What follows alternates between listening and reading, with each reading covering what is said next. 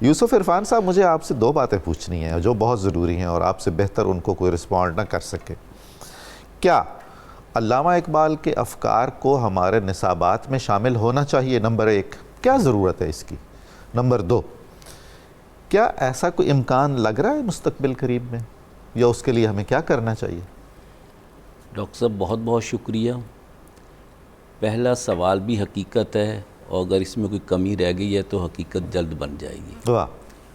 دوسرا سوال بھی وہ حقیقت ہے جو وقت کے ساتھ بہت جلد عالمگیر حیثیت کی طور پر پوری دنیا میں نافذ ہوگا. جیسے حضرت علامہ نے خود کہا تھا، یہ نکتہ سرگزشت ملت بیضا سے ہے پیدا کہ اقوام زمین ایشیا کا پاسباں تو ہے. سبق پھر پڑھ صداقت کا، عدالت کا، شجاعت کا، لیا جائے گا تجھ سے کام دنیا کی امامت کا.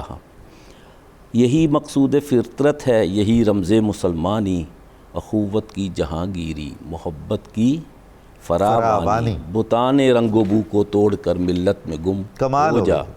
نہ تو رانی رہے باقی، نہ ایرانی نہ افغانی. غلامی میں نہ کام آتی ہیں شمشیریں نہ تدبیریں.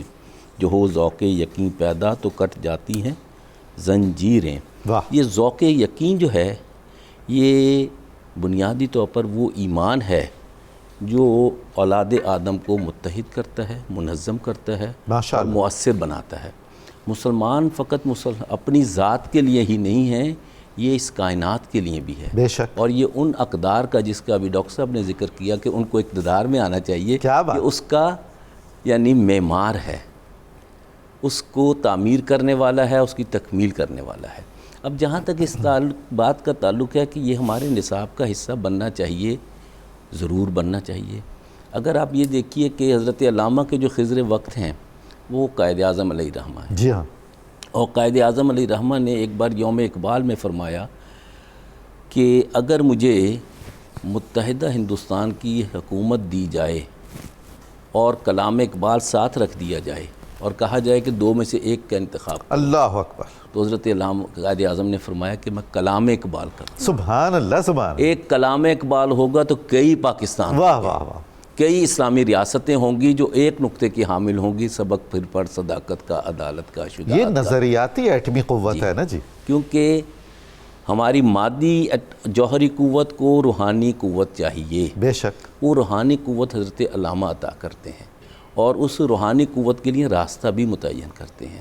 اور یہ ہم فقط مسلمانوں کا نہیں ہے. اللہ تعالیٰ نے فرمایا کہ اگر تم یہ ذمہ داری پوری نہیں کرو گے تو میں 9 مسلم لے آؤں گا جو تم سے بہتر ہوں. کیا بات ہے. اور یہ دیکھیے کہ اس خطے میں زیادہ 9 مسلموں ہی نے کام کیا ہے. کیا آپ محسوس کرتے ہیں کہ کچھ ایسے اندیکھے ہاتھ ہیں جو ہماری نوجوان نسل اور اقبال کے درمیان کچھ فاصلے پیدا کرنا چاہتے ہیں؟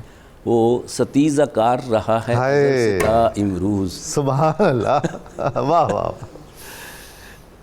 چراغ مصطفی سے شرار ابولہبی. یہ کشمکش ہی زندگی کا نام. ہاں. اس کشمکش میں بعض اوقات شر پھیل جاتا ہے، شریف دب جاتے ہیں. بہت خوب. بعض اوقات شر دبتا ہے، خیر پھیلتا ہے. جب خیر پھیلتا ہے تو آپ آدھی دنیا سے زیادہ علاقے پہ حکومت کرتے ہیں اور پھر کہتے ہیں کہ اس میں اگر ظلم ہوگا تو میں حاکم بحیثیت ذمہ دار ہوں. کمال ہے. اور خود اس مقام پہ رہتے ہیں کہ اس ریاست میں غریب ترین مزدور کی کمائی کیا ہے، میں اس کمائی پہ انحصار کروں گا. سبحان اللہ. اور جبکہ خود مالدار ہیں، عالمی تاجر ہیں، اور پھر وہ کہتے ہیں کہ جب وفات کے وقت کہ میری جائیداد سے فلاں چیزیں بیچ کر بیت المال کا وہ مال بھی لوٹا دو جو میں نے بحیثیت حکمران تنخواہ کے طور پر دیا تھا. اللہ اللہ. مگر ایک مثال بننا بہت ضروری ہے. بے شک. حضرت علامہ قائد اعظم ہیں، انہوں نے سب کچھ قوم کو دیا ہے. ان اداروں کو بھی دیا ہے جو غیر مسلم ادارے تھے، جائیداد کا حصہ دیا ہے، اور ترکے کے مطابق اپنی بیٹی کو بھی، اپنے بہنوں کو بھی، بھائیوں کو بھی، سب کو بانٹ کے گئے ہیں. اور تفریق کا یہ یعنی مساوات کا یہ عالم ہے کہ اگر کوئی عزیز آ گیا ہے کہ جی ہم پاکستان میں کام کرنا چاہتے ہیں تو انہوں نے کہا جہاں تم جاؤ گے وہاں کہیں گے قائد اعظم کا کزن ہے اور تمہارے ساتھ روادار ہے. تو یہ جو چیز ہے کہ یہ ہمارے نصاب میں شامل ہونا چاہیے. دوسرا یہ ہے کہ اس کو لازماً اسلام جو ہے یہ زندہ جاوید ہے، اس نے آخر قیامت تک اس نے رہنا ہے، اور اس کے اصول ہی جو ہیں وہ ہمارے نصاب کا حصہ ہونا چاہیے، بے شک۔ جس میں مادہ پرستی نہیں ہونی چاہیے، جس میں گلوبلائزیشن نہیں ہونی چاہیے، جس میں ماضی میں 3 نظام تھے، ایک نظام تھا اب نوآبادیہ کولونیلزم، جی۔ دوسرا تھا کیپٹلزم، تیسرا تھا سوشلزم۔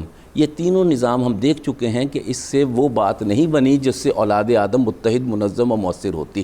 اسلام کی وہ اقدار ہیں جہاں یعنی حبشی بھی مسلمان ہوتے ہیں، جہاں رومی بھی مسلمان ہوتے ہیں، جہاں ایرانی بھی مسلمان ہوتے ہیں۔ ہمارا نصاب ہماری تاریخ سے عالمگیر برادری، روشن مثالوں سے پرنور ہونا چاہیے۔ حضرت قائد اعظم بھی یہی چاہتے تھے، حضرت علامہ بھی یہی واہ چاہتے تھے۔ بہت خوب۔